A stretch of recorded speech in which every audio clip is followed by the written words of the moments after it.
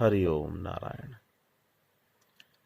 मैं कभी कभी बड़ा चिंतन करता हूँ कि आत्म तत्व को, परमात्म तत्व कैसे आपको बताया जाए, क्योंकि जब अनुभव होता है उसको आप बयां नहीं कर सकते। वो अनुभव, वो परमात्म तत्व, वो आपका आत्म स्वरूप ऐसा है कि शब्दों से बयां नहीं किया जा सकता। बहुत मुश्किल हो जाता है। लक्ष्य कराया जाता है, समझाया जाता है, और व्यक्ति वो स्वयं अनुभव करता है। सत्संग इसी को कहते हैं। जब सत्संग का ज्ञान उतरता है तब वो धीरे धीरे उन चीजों को समझकर जहां लक्ष्य कराया है वो व्यक्ति वहां पहुंच जाता है। अचानक घटना घटित होती है, पर ये हाथ में ऐसा नहीं है कि लड्डू की तरह लिया और किसी को प्रदान कर दिया। सबका अपना अलग अलग अनुभव होता है। हर एक की अपनी अपनी यात्रा होती है। कोई यात्रा में जल्दी पहुंच जाता है, किसी को थोड़ा और वक्त लग जाता है। तो एक और प्रयास आपके आगे जारी है कि आत्म तत्व को कैसे जाना जाए। आत्म तत्व को शब्दों से समझाना तो बहुत मुश्किल हो जाता है,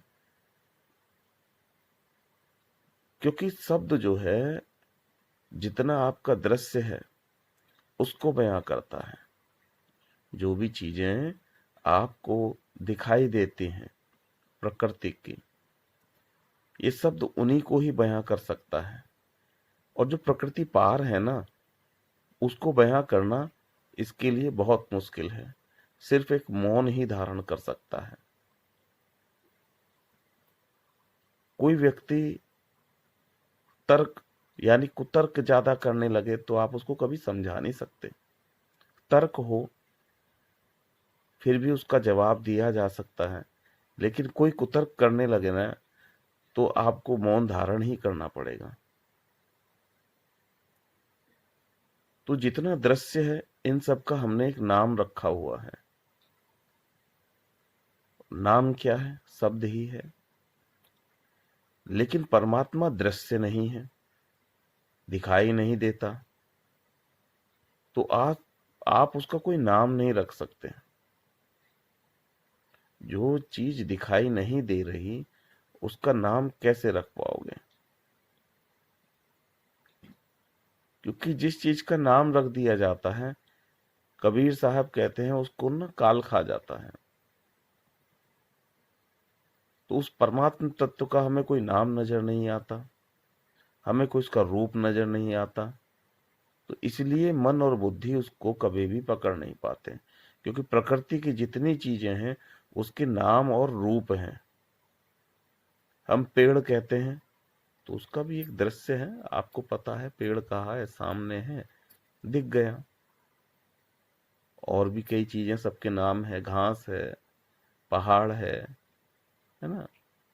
तो सबके नाम रखे हुए हैं, आप उनको जान सकते हैं, बुद्धि आपकी जान लेती है। लेकिन परमात्मा का कोई नाम नजर नहीं आता, तो आप उसको कैसे जानेंगे? इसीलिए इस आत्म तत्व को समझाना बड़ा मुश्किल हो जाता है। लेकिन समझाते समझाते व्यक्ति वहां कभी कभी उतर जाता है। उसकी समझ में एक हल्की सी चेतना जो है उसकी जाग जाती है। वो वहीं रुककर अपनी समस्त चेतना को समझ लेता है, अपने आत्म स्वरूप को जान लेता है। तो ये आत्म स्वरूप बस ऐसा ही है।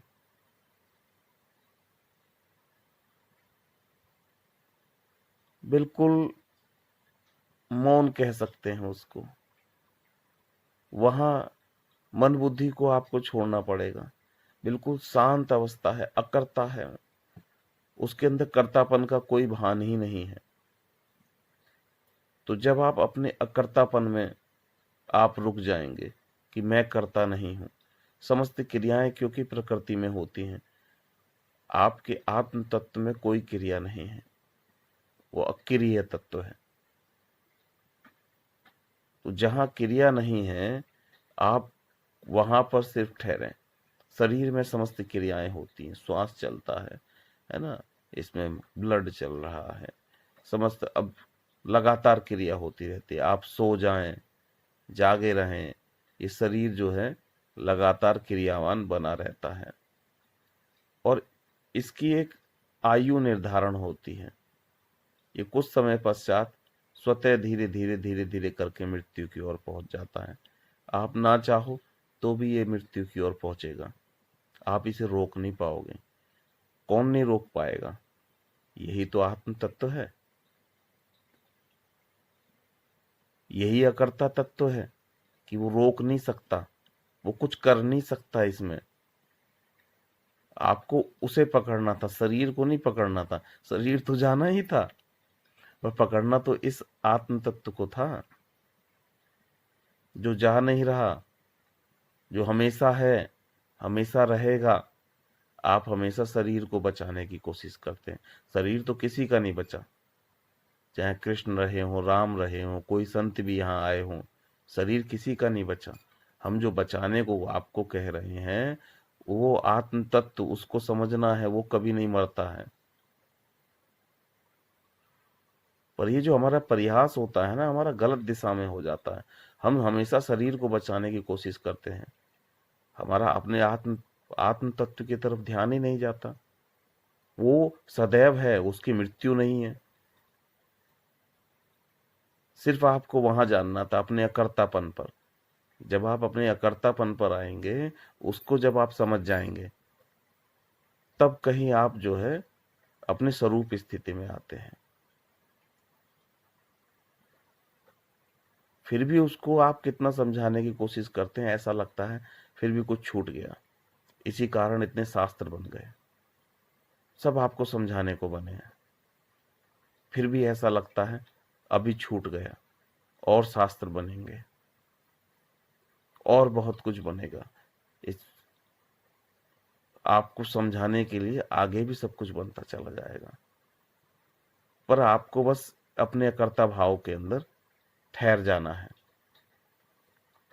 और इस अकर्ता भाव में ठहराने के लिए ही समस्त क्रियाओं से आपको अक्रिय अकर्ता भाव पर लाया जाता है। मैंने भी आपको ध्यान क्रियाएं बताई हैं, आपको अलख लखने को बताया कि अलख लखो, अलख लखो, अलखे लखो, लखो निरंजन तो ही, हो कबीर सबको लखो, मोको लखे न कोई। कबीर साहब भी कह रहे ना कि मेरे को कोई नहीं लग सकता, मैं स्वयं से स्वयं में ही हूं, दूसरा कोई है ही नहीं। आप किसे देखोगे? लखना मतलब देखना। आप किसे देखोगे वहां? आप स्वयं हैं। तो बहुत सी ध्यान विधियां इस स्वरूप में आने के लिए आपको बताई हैं, सहजता में, जैसा मेरे को अपने जीवन में अनुभव है उसके अनुसार मैंने आपको बताने को सारी चीजें आगे रखी हैं।